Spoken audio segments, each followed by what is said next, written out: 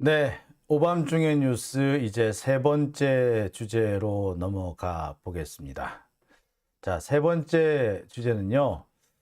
어, 제가 앞서서 한번 다뤘던 내용이긴 합니다만 다시 한번 다룰 필요가 있을 것 같아서 준비했습니다. 검찰과 언론의 만행, 조민을 죽여라 카톡의 재구성입니다. 며칠 전입니다. 조국 장관 가족의 이 가족 단톡방, 단체 카톡방 내용이 대대적으로 언론 보도를 탔습니다. 조민이 시험 치었을 때 학교에서 시험을 쳤는데 꼴등을 했다. 근데 정경심이 절대 모른 척 해라. 라고 했다는 겁니다. 내용을 보면은 조민은 정말 공부를 못하고 그 공부를 못하는 학생인데 노환중 교수는 장학금을 주고 정경심 교수는 소문날까봐 겁나니까 너 조용히 해 라고 입단속을 시키는 그런 모습으로 보입니다. 사실일까요? 저는 분명히 확인했습니다. 이거는요, 카톡을 정말 검찰과 언론이 자기들 입맛대로 자기들 편한 대로 재구성을 해서 자신들이 원하는 내용으로 짜 맞춘 거다라는 겁니다. 가족들끼리 단체 카톡을 한다. 하루도 몇십 번씩 그 대화가 오갈 것이고 없는 날은 또 하루도 며칠씩 전혀 대화가 없는 날도 있을 수도 있죠. 이게 가족 단톡방의 특징 아닙니까? 자, 그런데 이 가족 단톡방 그 대화 내용 중에 일부만을 뽑아서 그것을 유죄의 증거로 쓴다. 솔직히 웃기는 거 아닙니까? 그것도요, 무려 1년 가까이나 되는 긴 시간 동안에 딱 세 군데를 뽑아가지고, 예, 그거를 유죄의 증거로 썼습니다. 그런 발상을 해내는 검사도 웃기고요. 그런 발상을 증거로 받아주는 판사는 더 웃깁니다. 검사가 사악하다면 판사는 인간이 아닌 거죠. 판사는 정말 뭐라고 해야 되죠? 예. 검사가 사악하다면 판사는 멍청한 거죠. 예. 그래서 사악한 검사한테 그냥 그대로 넣어라는 겁니다. 마치 제가 방금 뭐 어떤 게 떠올랐느냐면 징기스칸의 가장 큰 경쟁자였던 자무카가 정말 사악하게 징기스칸 태무진을 괴롭히죠. 근데 그 결정적인 순간마다 징기스칸의 뒤통수를 때리는 사람이 있습니다. 누구? 옹칸. 정말 사람 착한 것 같아. 예. 정말 착해. 그리고 근데 결정적인 순간마다 아들 쌍콘한테 넘어가거나 그게 아니면 자무카한테 넘어가가지고 징기스칸의 뒤통수를 때려요. 판사는 이 옹칸 같고요. 검사는 자무카 같아. 아, 진짜 썩어도 이렇게 썩을 수가 있나요? 하기사 자무카는 그나마 멋있기나 했지. 검사는 그런 것도 없고 말이야. 근데 몽고 쪽 징기스칸 신화 얘기, 징기스칸 역사를 아시는 분은 제 말에 공감을 하실 거예요. 자무카가 참 사악한 이런 일들을 많이 꾸미잖아요. 모함도 잘 많이 하고 참 희한한 방법으로 이렇게 징기스칸을 위기에 몰아넣고 하잖아요. 근데 그때마다 징기스칸 도와주는 척 하면서 정말 공정한 척 하면서 결정적인 순간마다 태무진의 뒤통수를 때리고 자무카 편을 드는 놈이 있지. 그게 옹칸이잖아. 멍청해 약간. 그런데 멍청한 놈이 더 나쁘지. 자무카도 나쁘지만. 근데 지금 딱 판사들이 그 꼬라지다. 막 그런 생각이 드네요. 여하튼 검찰과 언론이 어떻게 카카오톡을 왜곡했는지, 카카오톡 내용을 어떻게 왜곡했는지, 그래서 사람 한 사람을 또 어떻게 죽였는지 하나하나 좀 짚어보는 시간 마련해 보겠습니다. 자, 헤럴드 경제에서 보도가 됐습니다. 조민 꼴등 유유, 정경심 절대 모른 척해. 이 내용만 보면은 어떤 생각이 드십니까? 나 꼴등했어. 야, 모른 척해. 이게 같은 날에 이루어진 대화라고 생각이 드시죠? 같은 날 한 것 같죠? 아닙니다. 이 대화와 이 대화는요, 시간상 넉 달의 차이가 있습니다. 같은 날 한 게 아니에요. 그 사이에는 엄청나게 많은 대화들이 오가요. 그런데 마치 이 내용을 보세요. 같은 날 한 것 같죠? 그러면서 뭐라고 했다? 의전원 장학금 타며 나눈 가족 문자래. 예. 의전원 장학금, 노한준 교수한테 장학금 받은 날, 나 꼴등했는데 장학금 받았어. 그러니까, 야, 모른 척해. 이런 대화가 오고 간 것처럼 보이시죠? 아닙니다. 이날과 이날은 약 넉 달의 시간차가 존재합니다. 그런데 언론에서는 어쨌다? 이거를 마치 하루에 나눈 대화인 것처럼 보도를 했죠. 언제? 예, 조민 씨가 뉴스공장에 출연한 바로 그 다음 날입니다. 애시당초 이 문자 메시지를 조작해서 공개한 이유가, 목표가 조민이었던 거죠. 조민이 언론 활동을 시작하니까 그 조민을 향해서 검찰하고 언론이 죽이기에 나선 거죠. 이런 나쁜 놈들이 있다고. 이것들이 인간입니까? 사람 하나를 죽이기 위해서 이렇게 왜곡을 해도 됩니까? 여러분들 지금이라도, 아니 내일이라도요, 이런 류의 기사를 쓴 애들 다 그 SNS에 올려가지고 이름을 하나씩 까지고 표절, 진짜 이런 애들은 잡혀 찍어야 돼요. 얘들은 이건 정말 사람 하나를 지들이 잡혀 찍어서 사람을 죽이잖아. 지들이 조민을 잡혀 찍어 죽이고 있잖아. 그럼 지들도 한번 당해보라 그래. 언론에서 뚝 하면 기자들이 잡혀 찍힌다 하면서 이렇게 너 괴롭다 하지. 지들이 먼저 했어. 좌표는 지들이 먼저 찍었잖아. 근데 이 헤럴드 경제 얘네들도 마찬가지. 이 회사 애들이 특히 좀 심한데, 지들이 먼저 도발을 해놓고서는 지들이 비판을 받으면 어쩐다? 좌표 찍혔다, 어쩐다, 이러고 엄살을 떠는 애들이에요. 얘네들이 제일 심해. 그 좌연기린 간 놈이야. 내가 딴 말도 안 하고 딱 그 놈이 딱 그래. 지가 먼저 도발해놓고서는 내가 대응했다고 그걸 가지고 소송 거는 놈이 좌연길이거든요. 근데 얘네들 다 그래. 자, 한번 봅시다. 무슨 카톡을 나눴는지.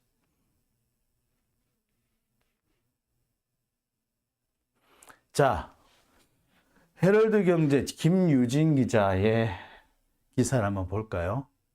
조민 꼴등, 절대 모른 척해, 의전원 장학금 타며 나눈 가족 문자, 조국 판결문에 무슨 내용이 들었나?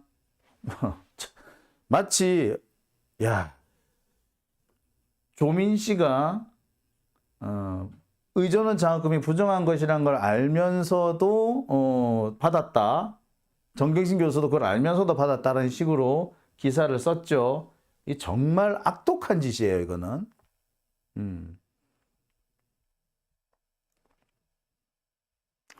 근데 제가 다시 한번 말씀드립니다만, 이 기사에서 인용된 문자들, 카톡 내용은요, 하루에 나눈 대화가 아닙니다. 적어도 서너 달, 길게는 10개월 이상의 시간차를 두고 오간 문자들이고요. 그 중에서 한 문장씩만 뽑아서 유죄의 증거로 삼았습니다. 그리고 더 악독한 것은 그 중에 일부만을 뽑아서 기사를 썼어요. 마치 조국 장관 가족들이 뇌물로 장학금을 받았고 그걸 모두가 알고 있었던 것처럼 조작을 했습니다. 보실까요?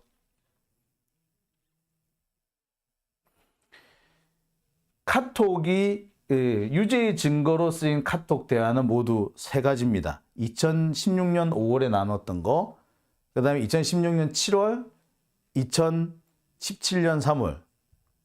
가장 먼 거는 2016년 5월부터 2017년 3월까지 무려 10개월 차가 납니다.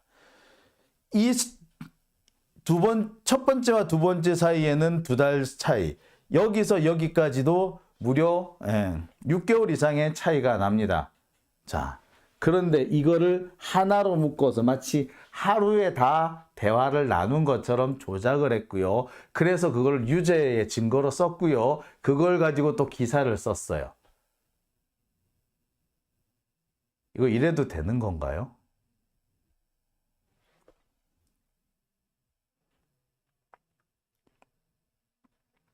원래 가족들 간의 대화란 게 그런 거 아닙니까?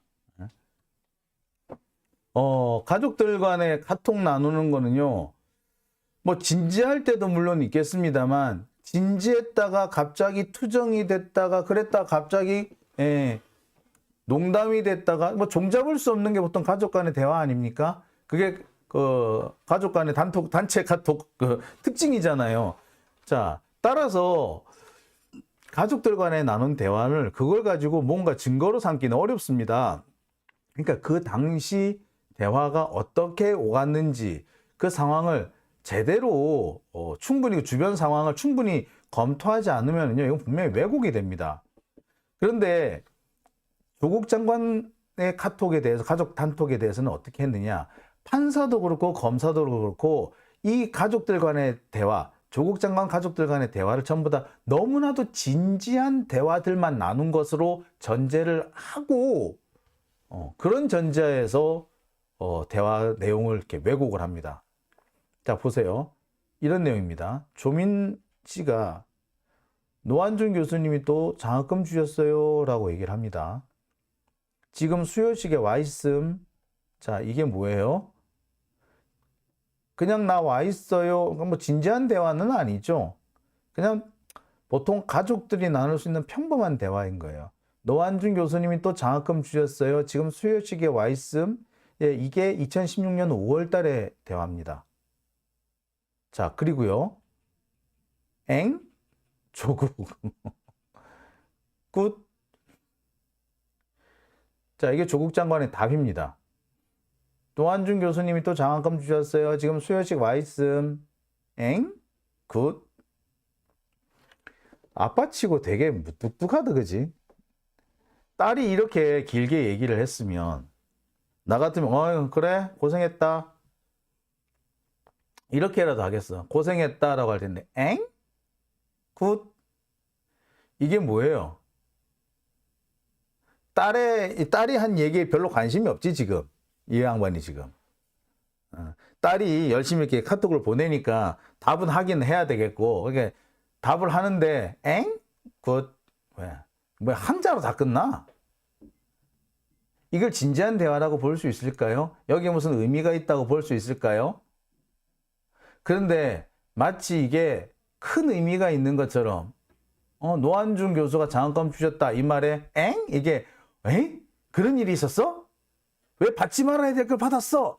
라는 식으로 대응한 것처럼 이렇게 기사를 쓴 데가 제법 여러 군데 됐었습니다. 검찰도 그런 식으로 법정에서 주장을 했고요. 판사도 그런 식으로 받아들였어요. 근데 여러분, 이게 그런 의미입니까? 엥? 또 있습니다. 교수님들이 아버지랑 많이 닮았네 라고 하셨어요. 조국. 부담되겠지만 할 수 없느니라. 이거 뭡니까? 딸이 약간 투정 부렸지. 아빠랑 너무 많이 닮았대. 알아본 사람도 많아. 나 힘들어 아빠 때문에. 그러니까 뭐야. 부담되더라도 어쩔 수 없느니라. 이게 뭐예요?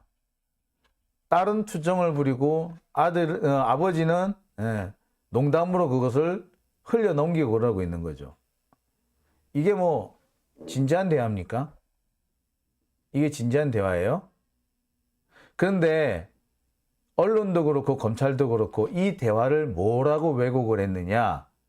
조민을 교수들이 많이 알아봤고, 그래서 부산대 안에서 상당히 시선을 끄는 학생이었고, 그리고 교수들이 전부 다 조국에 잘 보이려고 그렇게 하고 있었다. 조국한테 잘 보이려고 하고 있었다. 그래서 장학금도 받은 거다. 라는 식으로 몰고 갔어요. 요거 그 근거로 삼았어 이게. 부산대 교수들이 조민은을 보면서 조국한테 좀 잘 보이고 싶어하는 그런 대화를 그런 상황이었던 것처럼 그 근거 그렇게 그런 것을 증거로 삼았습니다 이게. 예, 일상적인 대화죠. 아무런 의미가 없어요. 여기서 뭔가 다른 의미를 찾고 여기서 다른 배경을 뭔가 찾아낸다는 것 자체가 잘못된 거예요. 근데 검찰은 여기에서 뭔가 다른 의미를 자꾸 추출해낸 거예요. 추출해낸 게 아니라 조작을 해낸 거지. 아니, 더 쉬운 거지, 더 쉬운 거. 이거는 이거예요 라고 그냥 억지를 쓴 거야. 아니, 교수님들이 알아본다? 어떻게 알아봤겠어? 조국 딸이니까 알아봤을 거 아니야? 그래. 근데 알아본다고 이렇게 아는 척을 왜 해? 야, 그거는 뭔가 좀 잘 보이고 싶었던 거 아니야? 이런 식으로 하는 거예요. 이게 검찰의 사고방식인 거고, 아니, 검찰 사고방식이 아니라 검찰이 그런 식으로 법정에서 주장을 했고, 판사가 그걸 받아들였어, 문제는. 마치 검사 지들인 줄 아는 거지. 그렇죠? 이런 거죠. 야, 니네 아빠가 검사야? 야, 아빠 닮아서 공부 잘하겠구나. 그런 얘기를 아들이 좀 들었어. 그럼 검사들은 뭐라고 생각해? 야, 그 선생이 말이야. 나한테 뭐 잘 보일 게 있나 본데? 뭔가야, 뭐야, 뭐. 이렇게 생각하거든요, 검사들이. 그러니까, 지들한테 일어나는 일들이 조국한테도 일어난다고 생각하는 거지. 그러니까 딱 지들 수준이야. 그러니까 달리 말하자면 검사 지들이 뭔가 어딘가에서 이렇게 나쁜 짓을 하고 있다라고 보는 게 오히려 그 가능성이 더 크죠. 제가 볼 때는 이 대화에서 뭔가 무슨 비리의 증거를 찾았다고 한다면 그거는 찾은 놈이 이상한 놈인 거야. 그 놈이 어딘가에서 나쁜 짓을 하고 있기 때문에 다른 사람의 대화에서도 이게 나쁜 짓의 증거가 된다라고 생각을 하는 거예요. 그러지 않고서는 도저히 나올 수 없는 거 아닙니까? 모 눈에는 뭐만 보이는 거죠. 지들이 맨날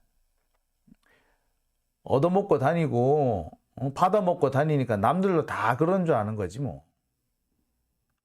자, 조국 장관 보세요. 부담되겠지만 할 수 없느니라. 흐흐까지 했어. 참. 근데 이걸 가지고 비리의 증거로 삼았어요. 웃기는 거지. 자, 또 있습니다. 교수님 성적 나왔는데 유유 다른 두 과목은 괜찮고 강론 1은 예상대로 망 꼴등했습니다. 2016년 7월에 대화예요. 이거는 그냥 조민 씨가 그냥 그 가족 단톡방에 올렸어. 나 꼴등했어. 한 과목을 망쳤어.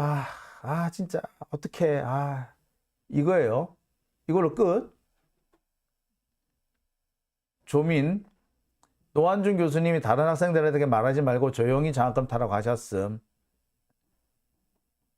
정경심 오크 애들 단속하시나 보다.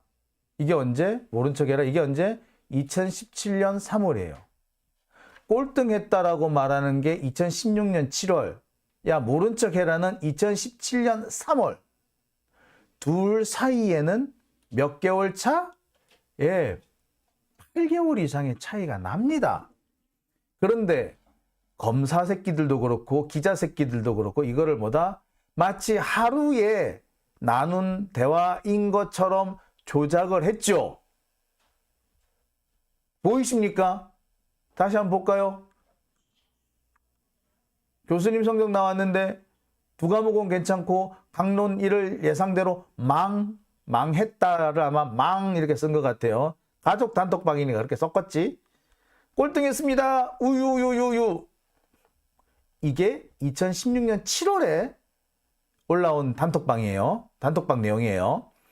자, 그리고 노한준 교수님이 다른 학생들에게 말하지 말고 조용히 타라고 말씀하셨음. 그 애들 단속하시나 보다. 정경심 모른 척 해라. 2017년 3월. 다시 한번 말씀드립니다. 꼴등했다라는 단톡하고 모른 척 해라는 둘 사이에는 무려 9개월 가까운 8개월 정도의 시간차가 존재해요. 근데 검사도 그렇고 기자도 그렇고 마치 이게 하루에 나눈 단톡인 것처럼 그렇게 조작을 했죠. 아까 기사 보셨죠? 헤럴드 경제 기사 보셨죠? 앞으로 쭉 한번 가볼까요? 헤럴드 경제 기사. 앞으로 쭉 한번 가보겠습니다. 헤럴드 경제 기사 뭐라고 나왔어요? 자, 한번 보여드릴게요.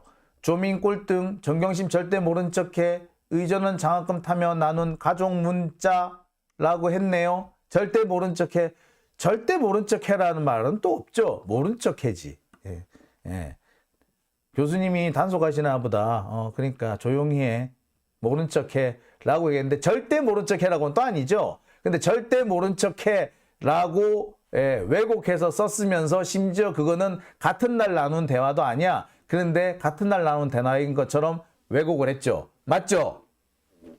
이거 이래도 됩니까? 언론이 이래도 돼요? 기자가 이래도 돼요?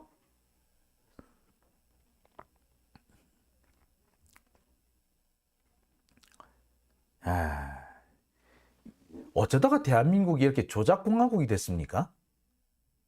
이게 멀쩡한 게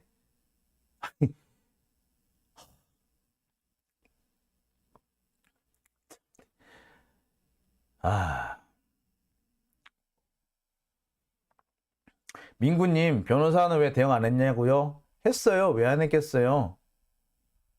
근데 판사들이 한번 선입견에 박히기 시작하면요, 말을 안 들어요. 판사들한테 그럼 누가 선입견을 집어넣나요? 언론이 집어넣었죠. 그 숱한 기간 동안 언론과 검찰은 조국 장관 가족들을 유죄로 만들어버리기 위해서, 법정에 가기 전에 이미 유죄로 만들어버리기 위해서 온갖 장난질과 비방질을 해댔어요. 그게 1년, 2년, 3년, 4년, 5년, 횟수로 5년이에요. 2019년부터 2023년까지. 그럼 그 기간 동안 판사들은 어떻게 됐겠어요? 이미 세뇌가 된 거예요. 그리고 세뇌가 안 된 판사 갈아치워버렸지. 김미리 판사 바뀌었잖아. 좀 판사가 정상적으로 재판하려고 하면 바꿔버리잖아.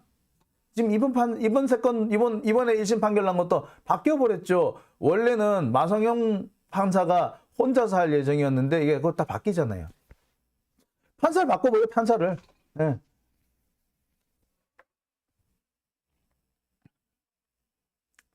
자, 그러니 이런 조작질이 되는 겁니다. 검사들의 조작질은 결국에 최종적으로 판사가 공인을 해주는 건데, 공인을 안 해줄 판사는 검사들이 바꿔버리지. 아이고, 참 그렇습니다. 이게 지금의 대한민국의 현실, 대한민국의 사법입니다.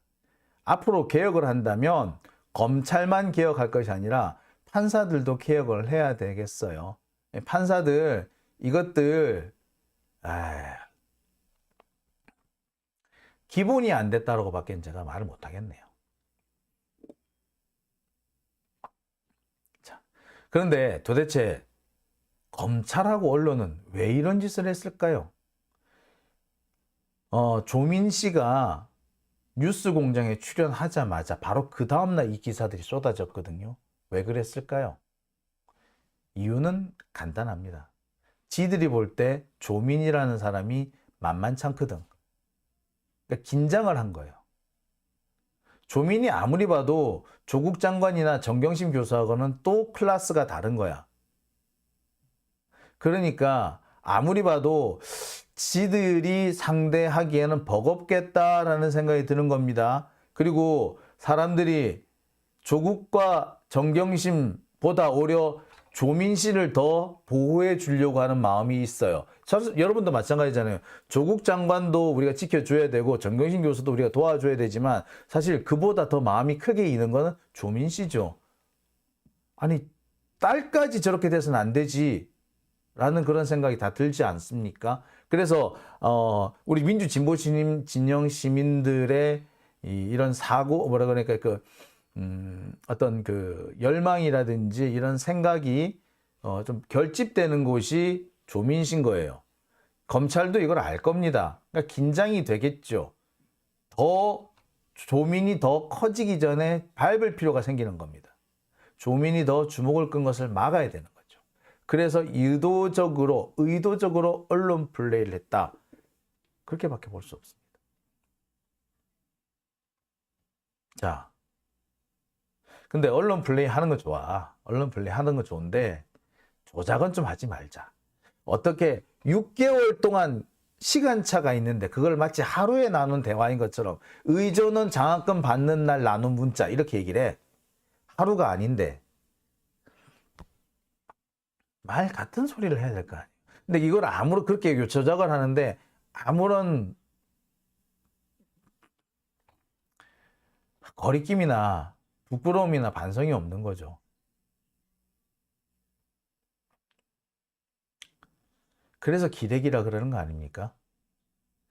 그리고 제가 보건대 건설회사는 절대 언론사를 가져서는 안 됩니다. 건설회사들이 언론사를 가지면 언론사를 지들 돈벌이 수단, 한마디로 부동산 경기를 일으킨다거나 혹은 자신들이 사업을 한, 공사를 한 특정 지역 아파트 이런 것들을 선전 광고하기 위해서 가짜뉴스를 퍼뜨리는 수단으로 삼을 겁니다. 여러분 얼마 전에 보셨죠? 어디 무슨 포레? 예, 무슨 포레? 거기 아파트 90%가 계약했다고 경향신문에 났어요. 예, 그랬는데 알고 봤더니 계약 아무도 안 했어. 그런 거짓부렁을 아무렇지도 않게 할 수 있는 게 건설업체고요. 건설 쪽 출입 기자들입니다. 근데 그런 애들이 언론을 장악을 했다고 생각을 해보세요. 아니, 대장동 사업에서 김만배가 언론사 가졌다고 생각을 해보세요. 여러분, 김만배가 언론사를 운영한다고 생각해 보세요. 여러분 어떤 생각 드세요? 그런데 김만배는 걸렸기 때문에 문제지 대장동 같은 사업을요 전국 곳곳에서 벌어지고 있습니다. 그렇게 해서 되게 성공한 사람들이 건설회사를 운영하는 거예요. 자, 즉 건설회사가 언론사를 가진다는 거는 김만배가 언론사를 가진다고 그럴 거와 똑같아요. 여러분 그거 그래도 됩니까? 자, 그래서 안 된다는 거죠. 자, 세 번째 주제는 여기까지 하고요. 그럼 다음 주제로 넘어가겠습니다.